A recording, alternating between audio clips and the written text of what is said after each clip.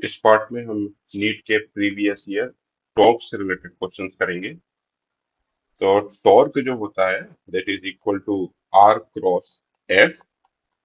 अब क्योंकि इसमें क्रॉस आ रहा है तो सबसे पहले हम लोग वेक्टर प्रोडक्ट के कुछ क्वेश्चंस कर लेते हैं।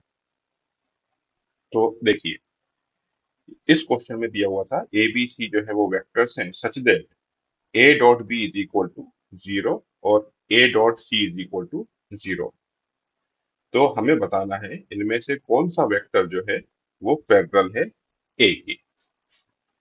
तो आपको पता है कि अगर किसी दो वेक्टर का डॉट जीरो होता है, इसका मतलब है कि ए और बी ये दोनों क्या है, परपेंडिकुलर है। तो वही चीज मैंने यहाँ पर लिखी है, ए डॉट बी बराबर जीरो है तो ए परपेंडिकुलर है बी के। और ए डॉट सी जो है, अगर वो जीरो है तो फिर ए परपेंडिकुलर है सी के। ये दोनों चीजें हमने यहाँ पर लिख ली। ठीक। अगर मैं इन दोनों को ऐड कर दूं तो ये ए कॉमन निकाल लिया और यहाँ पर बी प्लस सी आ गया और राइट हैंड साइड पर कितना आ जाएगा, जीरो। तो A dot of B plus C ये भी कितना होगा, जीरो। इसका मतलब ए जो है वो परपेंडिकुलर है बी प्लस सी के। ठीक है, क्योंकि एक ऑप्शन इन्होंने बी प्लस सी दिया हुआ है। तो ये वाला ऑप्शन जो है मैं अब गलत मान लेता हूँ, बी नहीं हो सकता। और ना ही ये हो सकता है, क्यों, क्योंकि ए परपेंडिकुलर है बी के।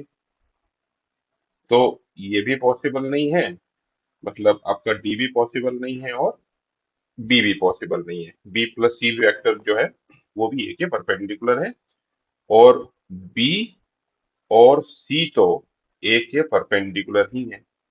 तो बी और डी हट गया, अब बचता है मेरे पास में ए और सी वाला ऑप्शन। ठीक है, तो इसमें देख लेते हैं ए क्रॉस बी वेक्टर।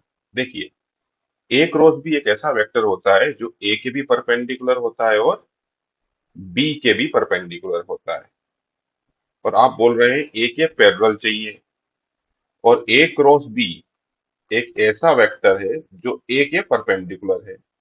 इसका मतलब ये वाला ऑप्शन भी पॉसिबल नहीं है, ये भी वेक्टर जो है वो ए के परपेंडिकुलर है, पैरेलल नहीं है। तो बचता है बी क्रॉस सी। अब इसको मैंने यहाँ पर जस्टिफाई करके बता दिया है। देखिए, ये हमारा वेक्टर है ए, इस वेक्टर के परपेंडिकुलर वेक्टर है बी और इसी वेक्टर के परपेंडिकुलर है वेक्टर ए। अब आप अपनी उंगलियों को कर्ल करके बी क्रॉस सी का डायरेक्शन निकाल लें। अच्छा, बी यहाँ पर भी हो सकता था, सी यहाँ पर भी हो सकता था, और जरूरी नहीं है कि इनके बीच में भी एंगल 90 डिग्री हो, ऐसा भी हो सकता था। राइट। मतलब अगर मैं इसको ए वेक्टर मानूं तो यहाँ पर किसी भी डायरेक्शन में वो वेक्टर्स हो सकते थे, उससे फर्क नहीं पड़ता। जो बी क्रॉस सी वेक्टर होगा, अगर आप बी से सी की तरफ उंगलियों को कर्ल करेंगे, या तो इस डायरेक्शन में आएगा या इस डायरेक्शन में आएगा, मतलब वो ए के पैरेलल होगा या एंटी पैरेलल होगा। तो यहाँ पर बस वो यही चीज बोल रहे हैं कि इनमें से कौन सा वेक्टर जो है वो पैरेलल हो सकता है। तो आंसर इज सी। बाकी सब तो देख लीजिए, हमने प्रूव कर दिए थे कि वो परपेंडिकुलर है। तो आंसर इज सी। ठीक। अब ये बहुत ही स्ट्रेट फॉरवर्ड क्वेश्चन है। दो वेक्टर्स हैं ए और बी, उनके बीच में एंगल है थीटा। वैल्यू ऑफ थीटा निकालना है। ए क्रॉस बी की जगह पर लिख दिया ए बी साइन थीटा, ये रहा √3, और डॉट की जगह पर लिखा कॉस थीटा। डिवाइड करके हमको टेन थीटा मिल गया 30 डिग्री, तो थीटा का वैल्यू आया 60 डिग्री। तो ऑप्शन डी इज करेक्ट। ठीक। वही क्वेश्चन 2004 में पूछा गया है। A cross B √3 A dot B के बराबर है, अभी हमने सॉल्व करा, इससे हमारी थीटा का वैल्यू कितना आया, 60 डिग्री आया था। Then value of A plus B के मॉड का वैल्यू हमको निकालना है। तो ए प्लस बी के मॉड का वैल्यू क्या होगा, इसका square A square B square plus twice A B cos theta. और हमने थीटा की जगह पर 60 डिग्री रख दिया, cos 60 का वैल्यू होता है 1/2, तो यहाँ पर 2 से 2 कैंसिल हो जाएगा, तो यहाँ पर सिर्फ ए बचेगा। तो फाइनल आंसर ये है जो कि ए रिप्रेजेंट कर रहा है, तो आंसर इज ए। तो फाइनल आंसर ए। ठीक। ये क्वेश्चन मैंने इसलिए इंक्लूड करा कि मैं एक छोटा सा थ्योरेटिकल पार्ट क्लियर करना चाहता हूँ। इस वेक्टर को हम क्रॉस कर रहे हैं जीरो के साथ, राइट? और फाइनल आंसर कितना मिलेगा? जीरो मिलेगा। लेकिन हमको ये रिप्रेजेंट करना है कि हमने जो ऑपरेशन किया वो एक वेक्टर के साथ में किया। मतलब वेक्टर को वेक्टर से ऐड करेंगे तो वेक्टर मिलेगा। वेक्टर को किसी स्केलर क्वांटिटी से मल्टीप्लाई करेंगे तो वेक्टर ही मिलना चाहिए। जैसे आप 3 i कैप को आप 5 से मल्टीप्लाई करिए, आपको 15 i कैप मिलेगा। अगर आप किसी वेक्टर क्वांटिटी को स्केलर क्वांटिटी के साथ में मल्टीप्लाई करेंगे तो वेक्टर मिलना चाहिए। तो इन दोनों को जब आप मल्टीप्लाई करेंगे तो जीरो आ रहा है, लेकिन ये वेक्टर होना चाहिए। तो वेक्टर होना चाहिए मतलब ये इंडिकेट करने के लिए हम लोग बोलते हैं कि ये जीरो वेक्टर है। तो एक वेक्टर को मैं मल्टीप्लाई भी कर रहा हूँ, क्रॉस भी कर रहा हूँ, फाइनली मुझे वेक्टर ही मिलेगा। तो वो जो वेक्टर है वो क्या है? Zero vector. तो आंसर इज सी। ठीक। अब देखिए, मुझे लीनियर वेलोसिटी निकालना है। और याद रखिएगा, वेलोसिटी में आर बाद में आता है। मैक्सिमम लोग यहीं पर गलती करते हैं। टॉर्क में आर क्रॉस एफ होता है। एंगुलर मोमेंटम में आर क्रॉस पी होता है। यहां पर आर पहले आता है। लेकिन वेलोसिटी में ओमेगा क्रॉस आर होता है। तो ओमेगा दिया हुआ है, ये देखिए, 5 - 6, 6, और आर दिया हुआ है 3 - 4 1। इसको क्रॉस करा, ये आंसर आया, आंसर बी। ठीक। Find torque about origin when a force of 3 J Newton x on a particle whose position vector is. फिर से 2020 का क्वेश्चन है, डायरेक्ट क्वेश्चन है। फार्मूला बेस्ड ही है। टॉर्क जो है आर क्रॉस एफ है। इसके पहले अच्छे क्वेश्चंस पूछे गए थे, वो भी हमने इंक्लूड किए हैं। आर क्रॉस एफ, आर क्या है? Position vector. ये रहा पोजीशन वेक्टर 2K। और फोर्स क्या है? फोर्स है 3J। बस आप इसको सॉल्व करेंगे, आंसर आएगा 6 - I। सो आंसर इज सी।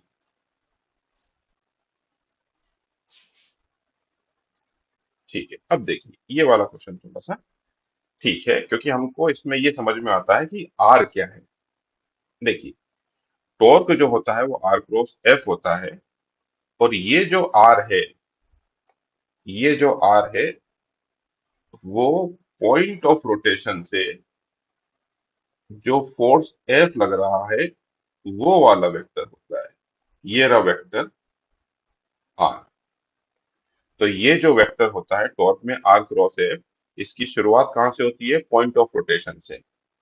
और इसका एंड कहाँ पर होता है? जहां पर फोर्स है। तो इसीलिए ये जो आर है, ये position vector of force minus position vector of that point of rotation, ये होता है, राइट? मतलब आर जो है वो पोजीशन वेक्टर ऑफ फोर्स तो है, लेकिन वो ओरिजिन से स्टार्ट नहीं होता। वो स्टार्ट होता है पॉइंट ऑफ रोटेशन से। ठीक है। तो ये जो फोर्स है, इसका पोजीशन वेक्टर ये दिया हुआ है, देखिए, 2 0 और -3। और जिस पॉइंट के अबाउट निकालना है उसको देखिए मैंने सब्ट्रैक्ट करा इससे। मैंने इन दोनों को सब्ट्रैक्ट करके, ये रहा 2 0 - 3, ये है 2 - 2 - 2। अब इनको सब्ट्रैक्ट करके मेरे पास में आर वेक्टर मिला। अब क्वेश्चन स्ट्रेट फॉरवर्ड है। ये रहा आर,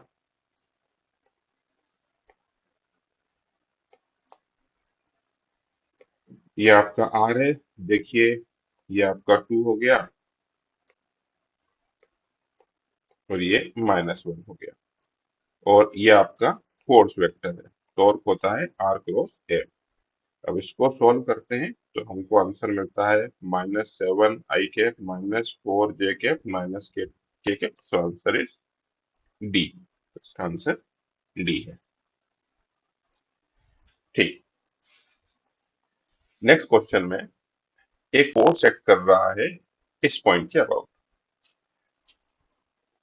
और पूछा गया है value of alpha for which angular momentum about origin is conserve. अब टॉर्क होता है dl बाई dt, और आप बोल रहे हैं एंगुलर मोमेंटम कंजर्व है, मतलब L क्या है, कांस्टेंट। और अगर L कांस्टेंट हो गया तो टॉर्क का वैल्यू कितना होगा, जीरो। मतलब इस क्वेश्चन में बोला गया है कि टॉर्क जो है वो जीरो है। अब अगर टॉर्क जीरो है तो टॉर्क क्या होता है, R cross F. R cross F क्या होना चाहिए, जीरो। तो पहले तो मैंने आर लिख दिया, देखिए 2 -6 -12, और फिर फोर्स लिख दिया मैंने, अल्फा 3 और 6, और इसको मैंने सॉल्व करा तो ये आर क्रॉस एफ की वैल्यू आई। अब ये जीरो हो जाए तो ये तो जीरो दिख ही रहा है, ये भी जीरो होना चाहिए, ये भी जीरो होना चाहिए, मतलब 6 + 6 अल्फा जीरो हो जाए, मतलब अल्फा का वैल्यू कितना हो जाए, -1। तो अल्फा -1, मतलब ऑप्शन सी इज करेक्ट। तो जब अल्फा का वैल्यू -1 होगा तो टॉर्क जो है वो जीरो आ जाएगा। टॉर्क अगर जीरो आ गया तो एंगुलर मोमेंटम कंजर्व होगा। तो आंसर इज सी।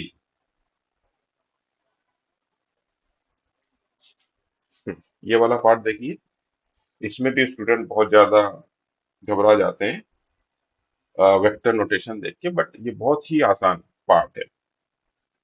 देखिए, फोर्स जो है वो आर पोजीशन पर लग रहा है, और उसकी वजह से जो टॉर्क है उनके बीच का रिलेशन है torque is equal to R cross F. अब ऑब्वियसली अगर आर क्रॉस एफ में लिख रहा हूं तो टॉर्क एक ऐसा वेक्टर है जो आर के भी परपेंडिकुलर है और एफ के भी परपेंडिकुलर है। अगर टॉर्क आर के भी परपेंडिकुलर है और एफ के भी परपेंडिकुलर है तो टॉर्क को अगर मैं आर के साथ में डॉट करूंगा तो भी जीरो आएगा, और उसी टॉर्क को मैं एफ के साथ में डॉट करूंगा तो भी जीरो आएगा। देखिए वही मैंने करा है यहाँ पर, और ये ऑप्शन जो है वो बी दिखाई दे रहा है। तो आंसर इज बी।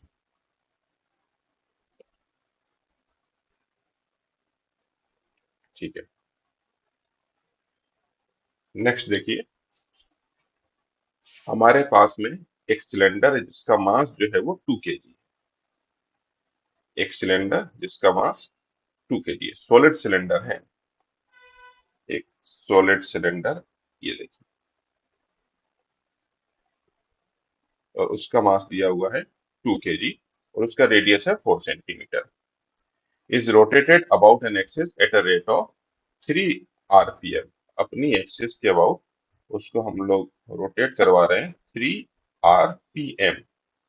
हाँ देखिए, यहाँ पर भी क्वेश्चन गलत होने का रीजन बस यही आरपीएम है, क्योंकि रोटेटिंग और जैसे 3 rpm दिखाई देता है, हमेशा लोग जो है वो ओमेगा को 3 लिख देते हैं, जो कि गलत है। ठीक है, इस पर आते हैं अपन लोग। The torque required to stop it after 2 pi revolution. 2 pi revolution मतलब एक सिलेंडर है जो 3 rpm से रोटेट कर रहा है, इस पर हम लोग टॉर्क लगाएंगे, और टॉर्क लगाने के बाद में हम इसको रोक देंगे।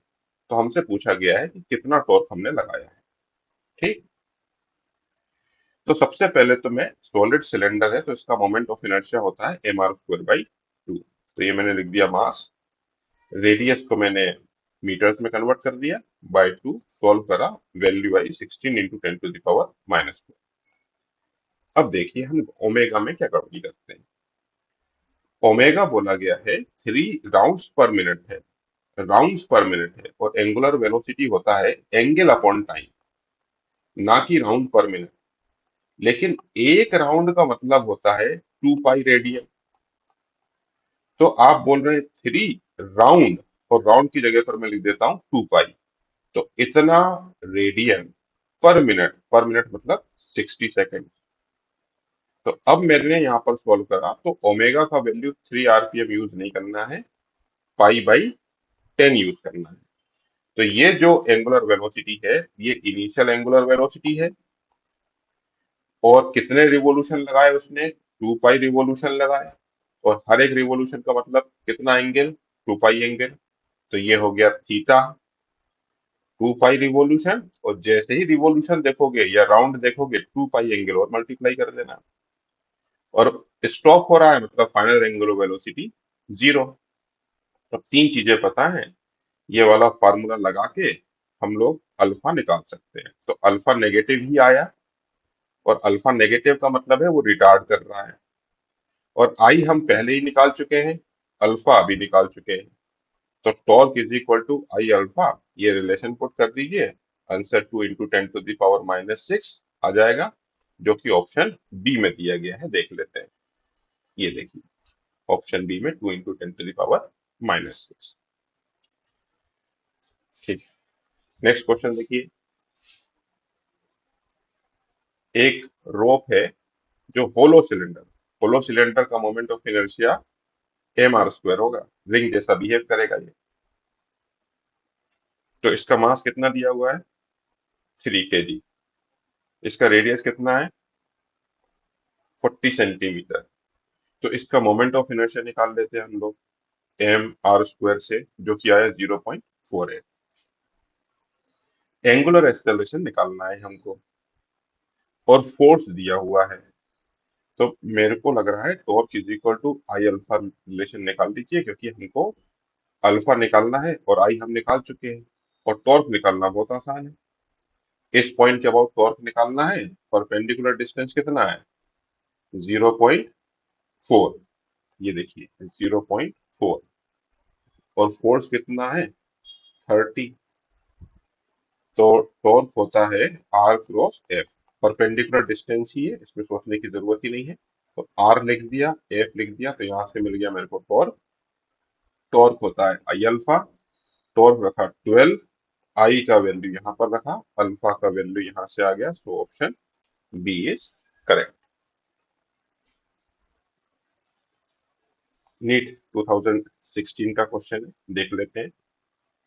एक यूनिफॉर्म सर्कुलर डिस्क है, राइट, जिसका रेडियस 50 सेंटीमीटर है।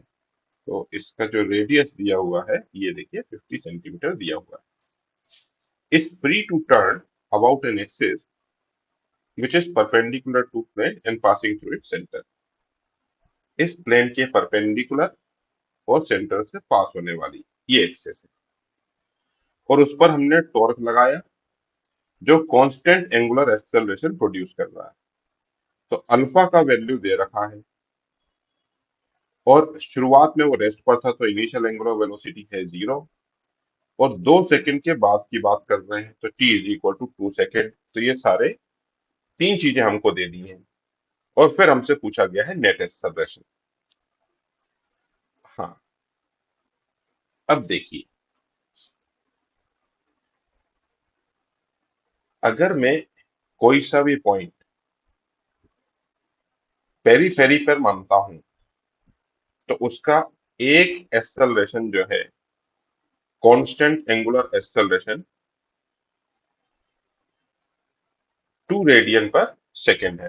तो इससे मैं टेंजेंशियल एक्सेलरेशन जो निकालूंगा, वो मैं निकालूंगा आर अल्फा से। तो एंगुलर एक्सेलरेशन दिया हुआ है 2, और आर दिया हुआ है 0.5। तो टेंजेंशियल एक्सेलरेशन कितना आ गया, टेंजेंशियल एक्सेलरेशन आ गया 1।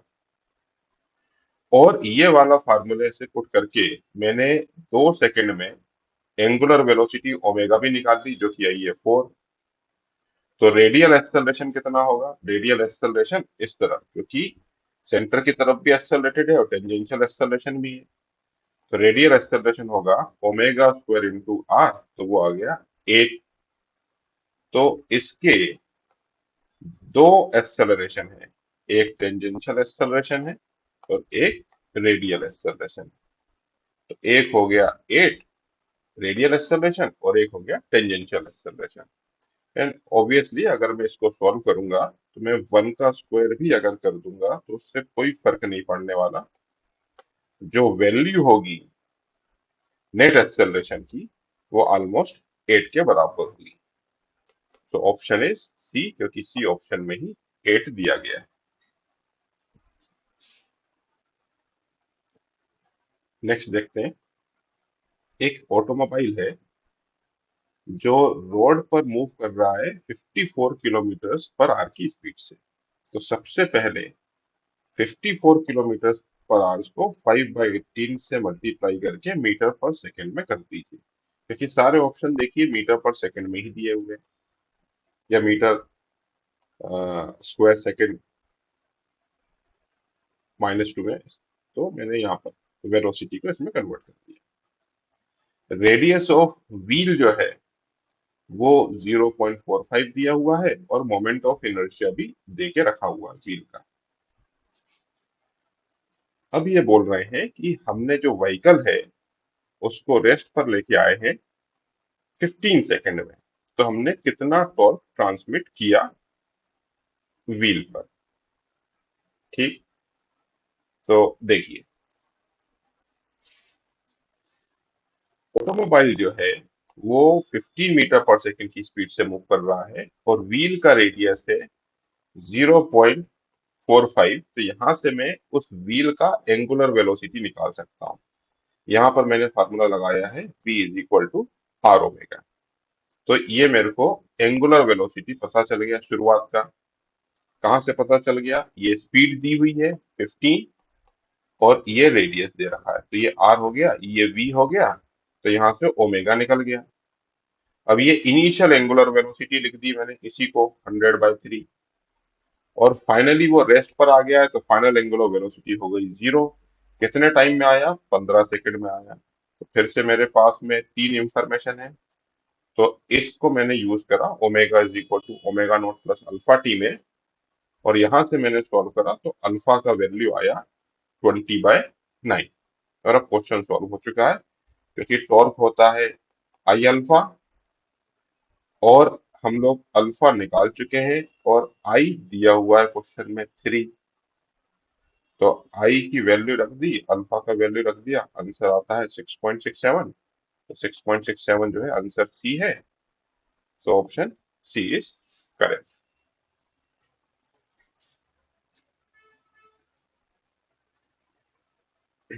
ठीक है, ये वाला क्वेश्चन भी देखिए, फिर से रिपीटेड क्वेश्चन है।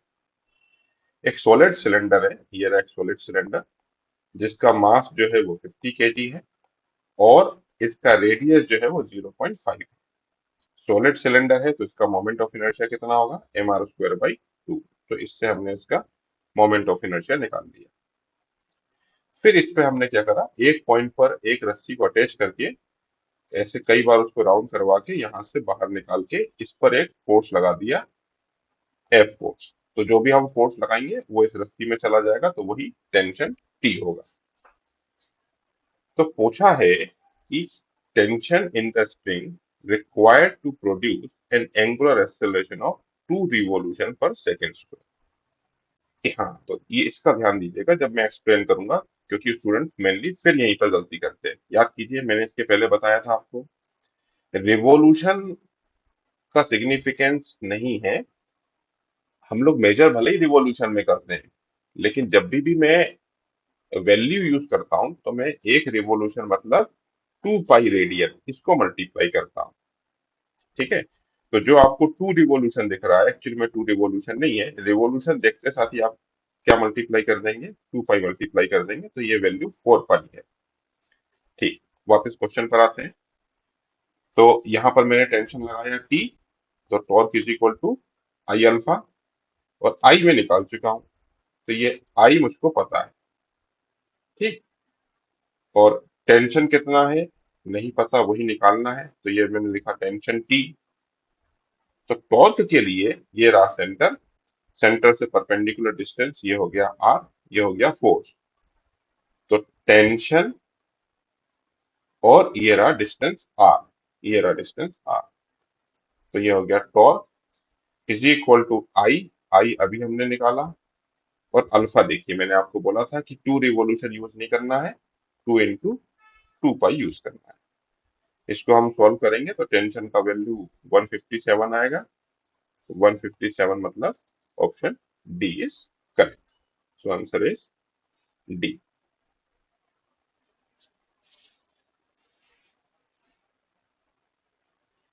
ये भी बहुत ही कॉमन क्वेश्चन है, 3-4 बार नीट में आ चुका है।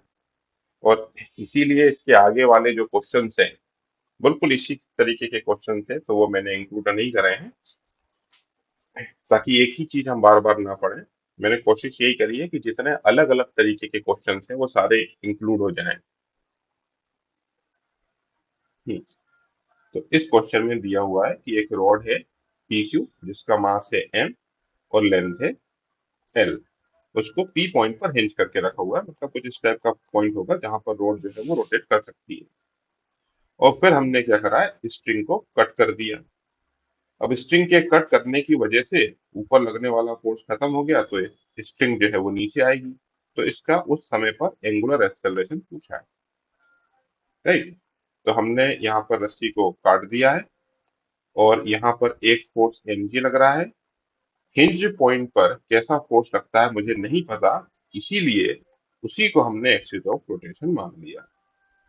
तो this is axis of rotation. क्या फायदा होगा इससे? इससे फायदा ये होगा कि यहाँ पर जो टॉर्क फोर्स लग रहा है उसकी वजह से टॉर्क जीरो हो गया, वो हमारी इक्वेशन में आएगा ही नहीं। तो अब देखिए, यहाँ पर मैंने torque is equal to I alpha की इक्वेशन लगाई है। Torque is equal to I alpha. और टॉर्क कितना है? देखिए, एक्सिस ऑफ रोटेशन से ही हमें फोर्स की तरफ जाना है। ये आपका डिस्टेंस हो गया L/2 और फोर्स हो गया mg। तो mg और L/2 देखिए यहाँ पर लिख दिया, this is nothing but torque. और आई हमको पता है एंड के अबाउट होता है ml² बाय 3। तो यहां से सॉल्व करा तो अल्फा का वैल्यू आ गया 3g/2l। तो ऑप्शन सी इज करेक्ट।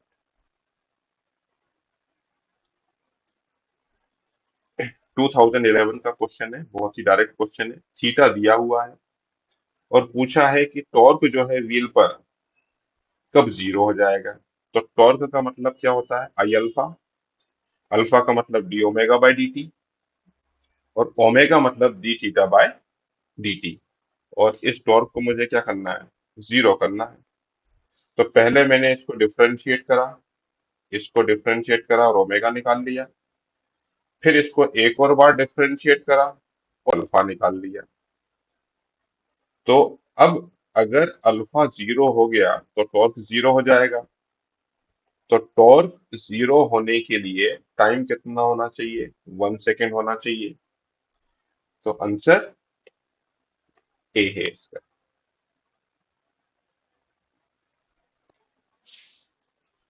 ठीक, ये देखिए लास्ट क्वेश्चन है ये।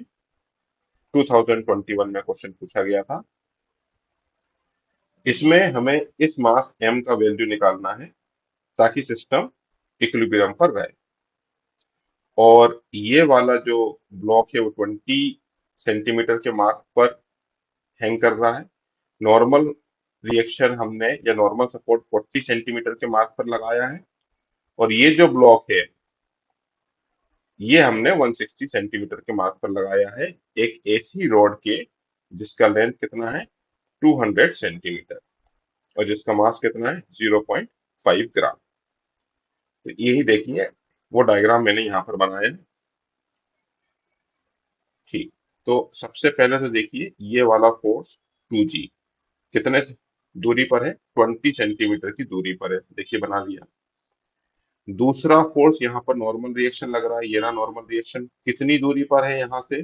40 सेंटीमीटर की दूरी पर, ये देखिए 40 सेंटीमीटर भी बनाया। अब ये 40 सेंटीमीटर है और ये 160 सेंटीमीटर है, तो ये 120 सेंटीमीटर हो गया। तो इस पॉइंट से 120 सेंटीमीटर की दूरी पर ये देखिए mg फोर्स लग रहा होगा, ये भी बना दिया। अब इस रॉड का मास भी 500 ग्राम्स दे रखा है, मतलब 0.5 केजी सेंटर पर लग रहा होगा। अब सेंटर का मतलब क्या होता है? 100, क्योंकि ये 200 सेंटीमीटर की थी। तो 100 सेंटीमीटर बीच में एक फोर्स लग रहा होगा mg। और ये दिया हुआ है आपका 40 सेंटीमीटर। तो ये डिस्टेंस कितना हो जाएगा? ये डिस्टेंस हो जाएगा 60 सेंटीमीटर। ये वाला डिस्टेंस 60 सेंटीमीटर हो जाएगा, इसको भी मार्क कर देते हैं। ये देखिए, ये हो गया 60 सेंटीमीटर। अब सिस्टम इक्विलिब्रियम में है, और अगर सिस्टम इक्विलिब्रियम में है तो टॉर्क जो है वो जीरो होना चाहिए, नेट टॉर्क। मतलब क्लॉकवाइज टॉर्क जो है वो एंटी क्लॉकवाइज टॉर्क के बराबर होगा। बस वही मैंने यहाँ पर इक्वेट किया है। इस पॉइंट के अबाउट आप देखिए mg इसको क्लॉकवाइज रोटेट कर रहा है, मतलब 0.5g, और mg भी क्लॉकवाइज रोटेट कर रहा है। तो क्लॉकवाइज के लिए ये दोनों टर्म्स आएंगे। तो 0.56 और एक्सिस ऑफ रोटेशन से कितनी दूरी पर है, 60 की दूरी पर है। ये रहा आपका mg, और एक्सिस ऑफ रोटेशन से कितनी दूरी पर है, 120 की दूरी पर है। अब ये तो आपकी क्लॉकवाइज रोटेट करेंगे, और आप देखिए 2g जो है वो एंटी क्लॉकवाइज रोटेट करेगा। अब ये 20 है, ये 40 है, और इसको मैं एक्सिस ऑफ रोटेशन मानूं, तो कितनी दूरी पर है ये 2g, 20 की दूरी पर। तो ये देखिए 2g जो है वो 20 की दूरी पर है, राइट। अब इसको अगर मैं सॉल्व करूंगा, तो मेरा m का वैल्यू आएगा 1/12। तो 1/12 मतलब ऑप्शन सी इज करेक्ट। तो टॉर्क के मैक्सिमम क्वेश्चंस हमने यहाँ पर कर दिए हैं, और मैंने कोशिश यही करी है कि सारे टाइप क्वेश्चंस हम लोग डिस्कस करें।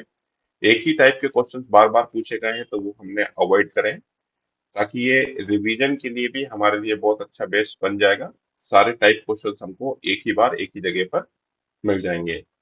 नेक्स्ट पार्ट में हम मोमेंट ऑफ इनर्शिया और एंगुलर मोमेंटम वाला पार्ट डिस्कस करेंगे।